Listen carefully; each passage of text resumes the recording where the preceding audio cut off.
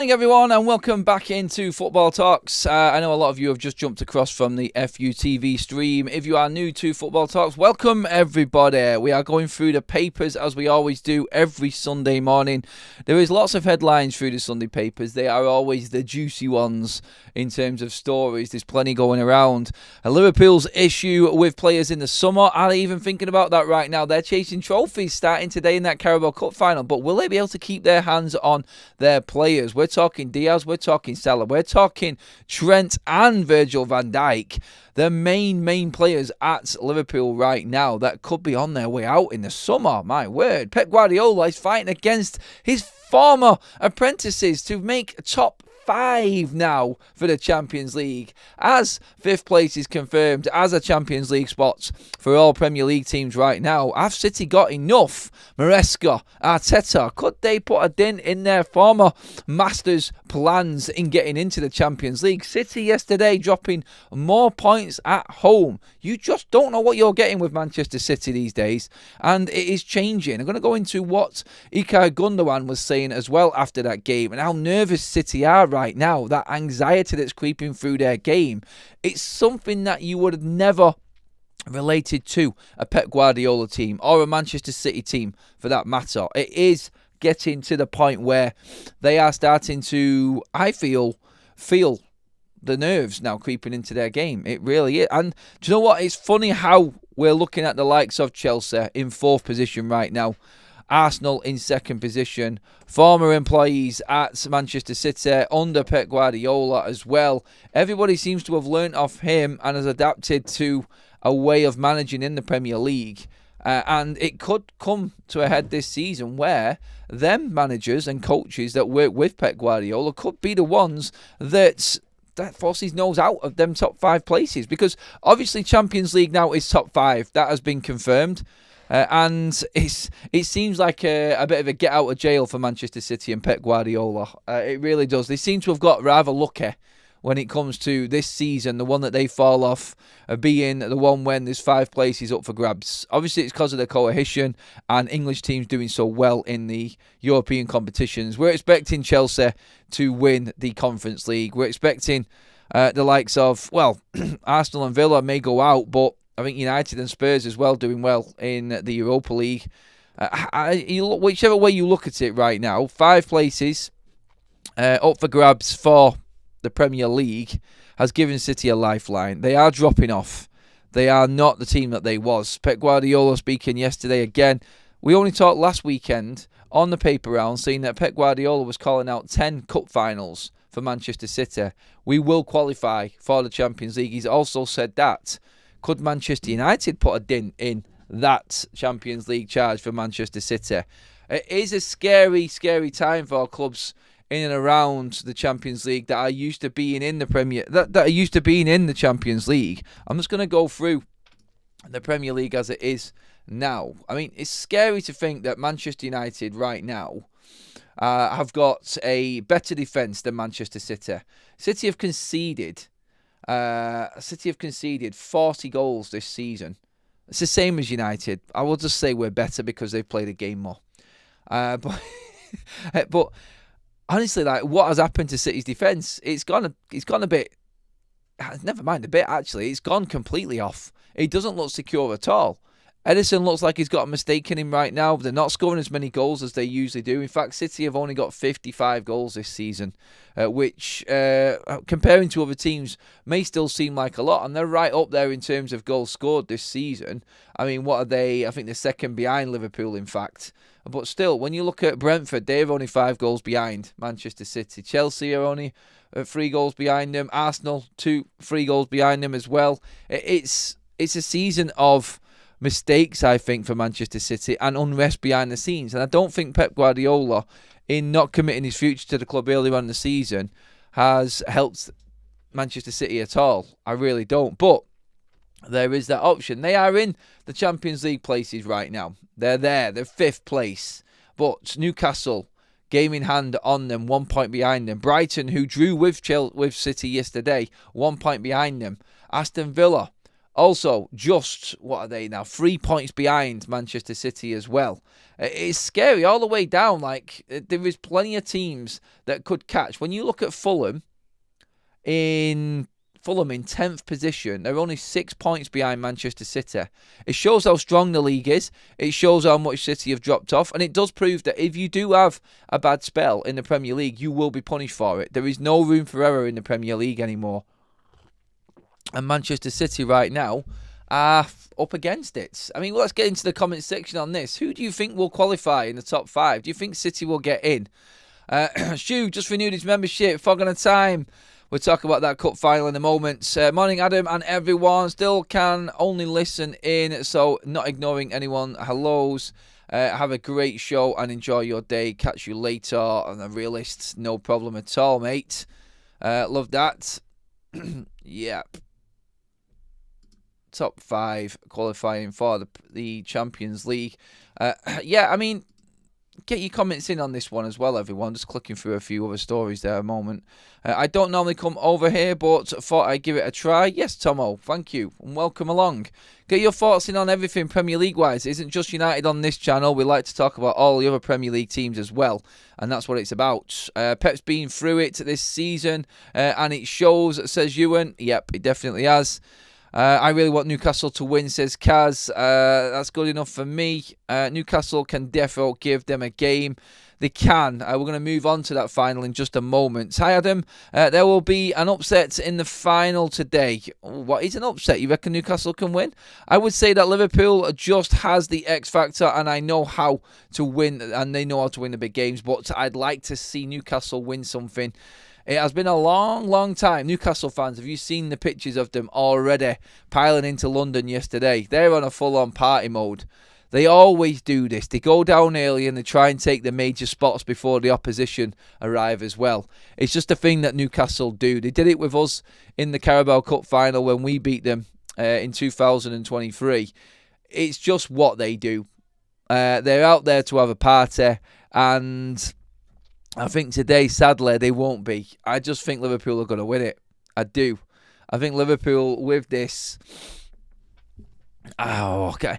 I'd never want to say Liverpool are going to win, but yeah, off the back of the defeat in the week, tired maybe from losing to PSG, you could say that this is the right time for Newcastle to be playing Liverpool. You never know. But Gordon missing. They're also missing Hall. Lewis Hall is a massive miss. That's both that side there that they play on. Oh, that's decimated. It really is. And that's an outlet for Newcastle that they're not going to have, which I think is going to be key in this game. Obviously, you still got quality all over that Newcastle side. Isaac's going to have the game of his life today to get anything out of this for Newcastle. He has to be absolutely on it, doesn't he? He really does. Andrew says there, I still feel that it is just a blip for City, like United used to have under Ferguson. Yeah, you could say that. They have got the money and they have got the finances to come back in.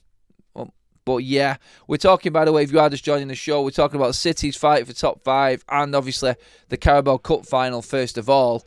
The actual football that's going on today. I expect it to actually be a good final to watch.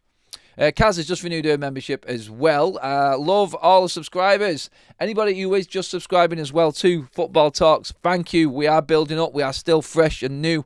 Only really just starting this year, and we're already creeping up to that 4,000 subscriber mark. So make sure that you have given the video a like. Make sure that you have obviously subscribed as well and hit that bell notification for any news coming out. We've got you covered. We talked in a week about Greenwood. We talked about Rashford getting an England call up again. We cover every single team that is in the headlines on Football Talks, and we bring up everything. It's going to be a busy old summer when it comes to transfers. I have got transfer news to talk about in this show as well, but I want some predictions for today's game. I want to know what you're thinking. Liverpool against Newcastle. And also keep your comments coming in on whether you think City will make top 5 as well. you think someone is good enough to catch them in that chasing pack? That's what I want from the comment section today. Tomo says, get your bellies out, chaps, in support of the Barcode Army. Dacia Sandero says, the last trophy for the club was 1969, the Old Fairs Cup, but in 1955, FA Cup was the last domestic success. Oh, God. I can't. Someone will bring it up in a minute, actually. There is a record of Newcastle at Wembley for scoring goals. I don't think they've scored at Wembley. Is it 16 years or something? Someone will check that out in the comment section, I'm sure. But everybody is going down that 2-1 route, it seems, at the moment, with the score predictions for Newcastle and Liverpool. The poll is running as well on this one. Who will win the cup final today, Liverpool or Newcastle? 68% of you right now have said Newcastle are going to win the cup final. I'm not that confident. I'm not. I hope they integrate a lot of the Old Trafford into the new stadium, the clock and the statues. There is no clock really there, to be honest. You mean the Munich clock outside? That will be there. I thought you meant inside the stadium, sorry. The statues and the clocks will be moved across to the new stadium. That is definitely happening. There is a section where the statues will be. That's what I've read recently anyway, but it's still in its infancy and there's no other updates on it just yet, just the initial plans that we've seen. Stu's gone 2-1 to Newcastle. 2-1 to Newcastle for Andrew as well. Yeah, Man City will crawl over the line and make it into the top 4, says Stu. Adam, will it go to pens? Great for neutrals. Ooh, a good old penalty shootout. I don't like penalty shootouts, honestly. They do my head in, but there's no other way, is there? There's no other way of getting a result. Tomo says 4-0 Newcastle. 1-1 and then Newcastle win on penalties. That would be nice. That would be nice. Give them their moment. Liverpool win on penalties, sadly, says Stephanie. Liverpool win on penalties as well, says Nosa J. Yeah, there's a few people thinking it might go all the way. Tight game. I mean, Newcastle's defence is solid. Credit to Dan Burns for getting into the England squad as well, just from the side subplot on Newcastle today. But yeah, congratulations to him. It is a tough one to call, the game today. It really is. I do want to talk about Newcastle as well. Liverpool as well. Another game is today, but Liverpool are in the headlines for what Liverpool fans would say all the wrong reasons, because it's all around their players leaving the football club. And that is, again, that is something that is going to come to a head this summer. And will Liverpool be as strong as they was? Are Liverpool going to be as strong next season as they have been this season, I think is the question. Barcelona's stance on Luis Diaz emerges as Liverpool given transfer conundrum. That story doing the rounds in the papers. Luis Diaz has just 2 years remaining on his Liverpool contract, and the club could be tempted to cash in on the Colombian amid genuine interest from La Liga giants Barcelona. Barcelona reportedly have a genuine interest in Liverpool for Luis Diaz, with the Reds facing a transfer conundrum as they risk losing a host of top forwards. The Colombian has been superb for the Reds since his move from Porto in 2022, scoring 37 times in 139 appearances, though there are fears the club could lose him. Interestingly, Diaz is said to be no closer to signing a new deal. Liverpool players just don't like signing new deals, do they? We've got Van Dijk, we've got Salah, and we've got Trent all leaving in the summer if they don't sign new deals. Now, we heard about the offer from Saudi Arabia for Virgil van Dijk. I personally don't think that Van Dijk is going to leave Liverpool for Saudi. He has been offered the world, according to the reports. And that's a player that is out of contract. So really, if you're a Liverpool fan right now, you're probably not stressing too much for Diaz, because he's still got, 2 years left on his contract. So, you're not too concerned about that one as much. But it's the others. It's the other deals that's going on. But if Liverpool are looking to make money, I think Diaz is someone you could replace. Yes, you can get another forward in, I think, just as good as Diaz. And if Barcelona do want him, personally, I'm not a Liverpool fan, but if you are Liverpool right now, you're looking at that and you're going, we can get someone else in even better. I do believe that. I mean, Diaz is a quality player, but I think there is better out there. And you could be looking at Liverpool cashing in. It could be an exodus. Think about it. You've got this Diaz story right now. You've got the other three who we talked about aplenty in Salah, Van Dijk and Trent Alexander-Arnold. You've also got the Darwin Núñez situation. This could be a summer where they lose Diaz, Núñez and Mo Salah in the same summer, leaving them just with what? Gakpo and Mota. Mota, not Mota, buddy. Jota. Mota and Jota. I can't believe we got them mixed up then.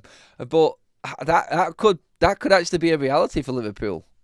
And you know what? When we're talking about who is going to have a busy old summer in the transfer market, Liverpool, for me, I think are right up there with everybody. I don't see them sitting pretty with all of the same players next season. I mean, there is another story going around in the papers today as well about Mo Salah, and a story saying he's distancing himself from Liverpool after the exit to PSG. Now, I've not read fully into it yet, but I'm guessing he probably feels a bit more downbeat that they're out of the Champions League at an early stage. I mean, Liverpool and how they're performing this season, to go out at the last 16 stage, it's a massive anticlimax. And then you've got this whole season, which was bubbling up nicely, turning of the year. Liverpool smashing everything, still in the FA Cup, cruising the Premier League, in the Champions League. Carabao Cup final to look forward to as well. And then bang, today, Carabao Cup final. If it goes wrong for them, then you're looking at that trophy gone. The FA Cup, they're out of. The Premier League, yes, it looks like a concession and it's just going to be a walkover. But out of the Champions League as well. And the season, really, today, for Liverpool, could be over. No one's going to catch them in the Premier League. And then you're looking at these players. Is that affecting them? Do they feel like they were going to have more to play for this season? And yes, winning the Premier League is absolutely massive. Premier League title number 20 for Liverpool. But still, when you look at this and what could have been this season for Liverpool, turning the year and going into 2025, it actually feels a little bit anticlimactic, doesn't it now? Because the Premier League, we knew they were going to win. And the Carabao Cup today, yes, I think they will win it. But it just looks like a league and Carabao Cup double for Liverpool at best now. And if they did somehow lose today, then all of a sudden, even winning the Premier League, it doesn't feel like... It's weird, isn't it? Because it's already over, it just feels like a massive, like, meh end of the season, doesn't it, in the Premier League? It does. Like, top four is basically all anybody's going to be interested in.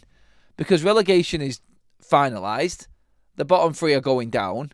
I think that's a definite. With Wolves beating Southampton yesterday, I think that confirms that the bottom three is done. Liverpool have won the league. And the Champions League places is all that anybody's going to be watching, because that's it.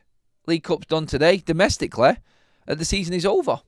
Pretty much. That's crazy, isn't it? Like, middle of March, going into the last international break, and it does feel like there's nothing left to play for within the Premier League. It's got a weird feeling about it right now, hasn't it? It is a strange one.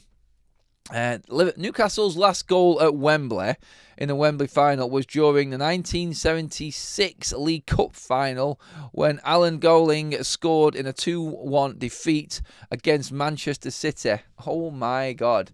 So the last time they scored at Wembley was indeed in 1976. That is an horrendous record, isn't it? Let's just see what else we've got comment-wise. As a Liverpool fan, I wouldn't be upset if Diaz was sold along with Jota. Louise for 60 to 70 million. Jota is a make-weight for Gordon. Yeah, Gordon would be a good player to bring in for Liverpool. Newcastle could have their own ideas, though. If Newcastle manage to scrape into the Champions League places, there's no chance that they're selling any of their players, I don't think. Obviously, it is hot topic this morning around Newcastle and Liverpool. And I feel like Newcastle would be in a similar situation to Liverpool in terms of making decisions on a lot of players this summer as well. And you only have to look at Gimenez, look at Isaac and all the rumours going around them players.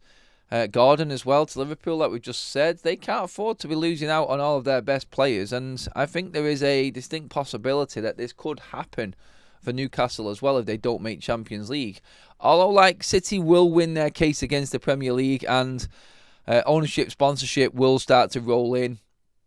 I feel like the Saudis then will take over. There is massive plans as well with the Saudis for Newcastle to build a new stadium. That's going around the papers as well. I've seen images of that. 65,000 seater stadium for Newcastle.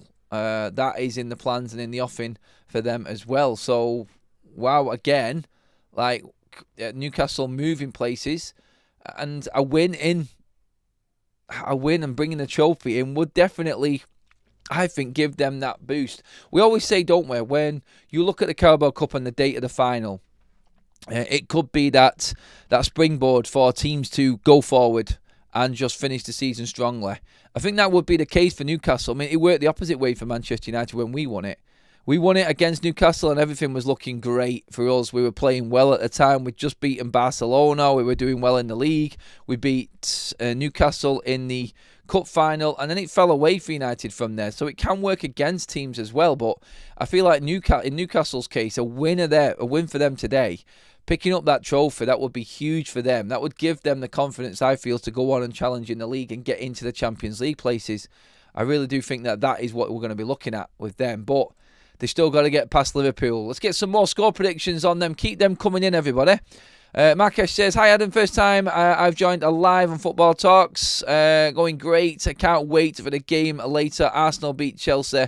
Liverpool will win and United will win 3-1. It's a busy old day. And that one there alone, like I talked about the top 5 race. You've got Chelsea against Arsenal today. Top 4 clash there, you could say. 2 managers, like I said at the top of the show, who used to work under Pep Guardiola, fighting against each other to knock Pep Guardiola's City out of the top 4. You could say that Chelsea and Arsenal are both are probably more favourable to make the top 4 than Manchester City are at the moment in the positions that they're actually in. So, yeah. Oh, it's 25 years ago. It was Rob Lee, was it? It might have been, actually. I heard his programme on this the other day. Someone was talking about it last time we actually scored.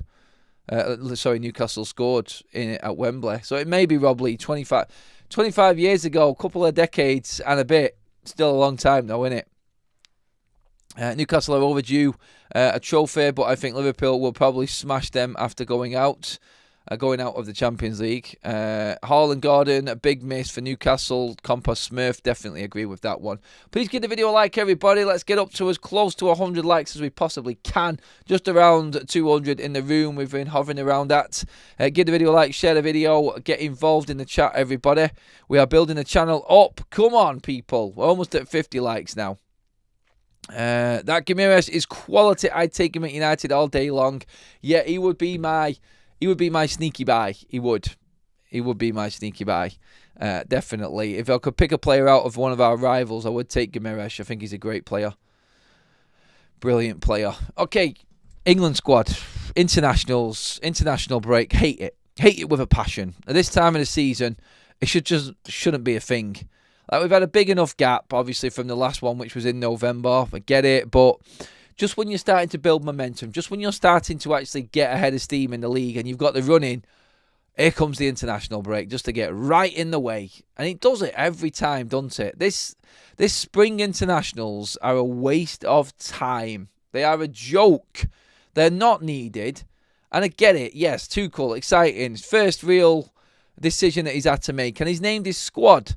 Marcus Rashford is back in the England fold. There's no room for Ollie Watkins. Morgan Gibbs-White. Is there any other player out there that you thought should have got an England call-up?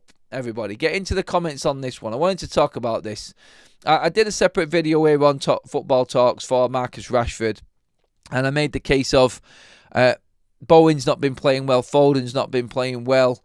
Obviously, you've got the likes of Grealish, who would normally be in the mix, who's not been brilliant for Manchester City. A lot of players in this area of the pitch that aren't really pulling up trees. And Rashford's assist for Aston Villa and looking a little bit better. Is that enough to get him back in the England squad? That was the question I was asking right there. But I'm looking at other players. And you're looking at leaders. You're looking at players that could get into that England fold that really are not looked at because of the clubs that they're at. And it's painful to say that, but there's been loads of newspaper talk on the on the England squad the last few days, in fact. Dan Burn from Newcastle. No, for me.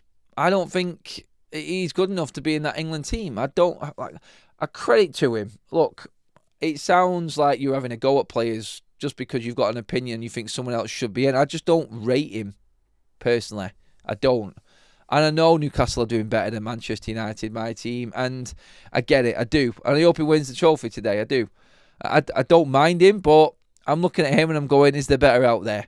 I look at that midfield and I think, captain of Nottingham Forest, if you're going off form, Morgan Gibbs-White should be in that team, should he not? He should be at least selected in the squad. Ollie Watkins, like, Marcus Rashford's in ahead of Ollie Watkins, and I'm like, how? What's going on there? Like, I don't get that. I really don't get that at all in terms of the selection there. And the other one as well, Henderson. I mean, F off. Dean Henderson. Not Dean Henderson. It's Dean Henderson, isn't it? Am I getting mixed up? No, Jordan Henderson. Dean Henderson's the keeper. Come on, Adam. Sort your head out. No. Henderson coming back into that midfield. Like, what? Tuchel? I mean, to set off your time at England, like, you've got 18 months to win the World Cup. And the first big announcement that you make has just left everybody flat. I mean, come on. Like, that is poor. For Henderson to be back in that side, I mean, you're looking at this. You're going to go win the World Cup, and these players are coming into your side. And let's just name them three players again. Marcus Rashford, Jordan Henderson, and Dan Burn. That to me doesn't look like, and I know there's time before the World Cup and things could change and he wants to work on things, but I'm looking at form of players, I'm looking at what they're doing with their clubs, I'm looking at what Morgan Gibbs-White has done at Nottingham Forest and how he's led that team to third in the league. Again, another brilliant result yesterday. It's crazy to me that you haven't got him at least in the squad. I think he deserves to be in there. There are so many better players that he could be using right now, and maybe the England fans and why they're a bit knocked off is because Thomas Tuchel has really just gone back to the old days of picking the people that he feels are leaders, and you need that experience. Yeah, there is an element of that, but still, you need quality more than experience, I think, for getting started. And the leadership side of things can come into it later down the line. And I just think he's set off in the wrong way. I'm not really bothered about these internationals, like I said, but I can see why a lot of England fans are kicking off a little bit about this. I don't agree in a lot of the selections for England. I don't. But you tell me, do you like them players? I don't think he is, mate, compared to the likes of Burns. Let's see what else we've got in there as well. I'd rather sit in front of the mirror watching my beard grow than watching England. England! Yep. Andrew says, all internationals should not interfere with domestic competitions and that there should be a lot less international games. Pipe dream, I know. Too much money involved. Yep, Foden must have blackmailed on someone at the FA. He's done not a lot for his country and been awful this season. Again, it's just going off names, I think, isn't it? That's what he's done. He's going off the history books again, and I don't think that's right. We needed a different look, England, I thought, going in with Tuchel. And I think he's let a lot of people down in their minds. Obviously, proof will be in the pudding and the eating will be the wins and England actually progressing. I mean, nobody's getting excited about the games. I'm intrigued to watch some of the games this international break to see how some players do, because I think right now, an international side of things, you're on a bit of a scouting mission, aren't you? You get to watch different games, you get to watch other players. And for me as a United fan, I'll be watching a couple of games this international break. I think I'm actually going to do a couple of watch-alongs over on Big Up as well on some of the international games. I'm going to do a bit of a scouting mission, actually. So that's what I'm going to be looking at for the next couple of weeks anyway. A couple of games with players in it that I want to keep an eye on, really, that I think that Manchester United might be buying. So we're going to do a couple of scouting missions and watch-alongs over on Big Up over the international break. Lonan, welcome to the chat, buddy. I hope you're doing well. Hope you're excited for today. What is your prediction? Robert Lee scored at Wembley during the FA Cup semi-final in the 1999-2000 season. He netted a goal for Newcastle against Chelsea, although Newcastle ultimately lost the match 2-1. If anybody's coming in just now and wondering what the hell we're talking about, when was the last time that Newcastle scored a goal at Wembley? It was 2000, 25 years ago. A quarter of a century ago, Newcastle actually scored a goal at Wembley. Never mind, picked up a trophy.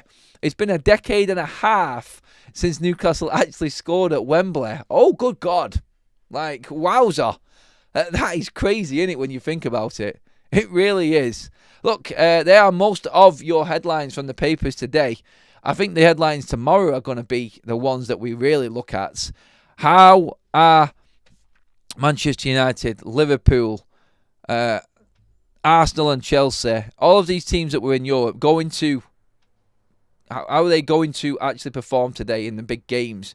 Chelsea have got Arsenal. Obviously, you've got the cup final as well with Liverpool and Newcastle. I will be covering here on FUTV, the game against Leicester later this evening. And the biggest game today is Lim Rovers against Winton Wanderers ladies at 2 o'clock at Lim Sports Village. Top of the table clash for the girls today. I will be there. Obviously, I'll let you know how Kaz does later on. Massive game for us today in a push for promotion to the Premier League next season.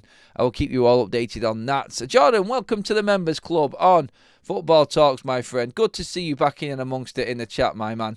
Love to see some of the old guards there. London is in London. He said it's 65% Newcastle fans. Yep, I expected that. That's what they do. They just go and absolutely take over, and they get down there early and start drinking and taking up all of the good spots and fan spots within the London area. So, yeah, I expect that to be the case throughout the weekends. But good luck to Newcastle today. Honestly, am I that bothered about who wins personally? No. I would prefer Newcastle to win over Liverpool, of course, because Liverpool hold the record for the League Cup. I think they've won it more times than anybody else. So again, it's a chance for me and Man United fans to actually catch them on a trophy side of things. They're about to equal our Premier League record this season. So yes. Aye. Phyllis, welcome to the Members Club. Gifted by Jordan. Absolutely love that, Jordan, mates. Thank you very much, my man. I'm going to wrap things up there. I need to get ready for my day. I am back on Forever United TV at 11:30 today for the warm-up. So, I will see you all over there, hopefully, as we start to kickstart the football talk today. But for now, that is it, everyone. Thank you so much. Have a good morning. I'm going to go get something to eat to get myself sorted and ready for what is going to be an absolutely epically long day. Stream galore, basically, is what we're looking at. I will see you all later, everybody. Have a great day. Give the video a like on the way out and get your comments in below, please, everyone. Talk to me. Who's going to win that cup final? And can City make top 5? We'll see. Cheers, everyone.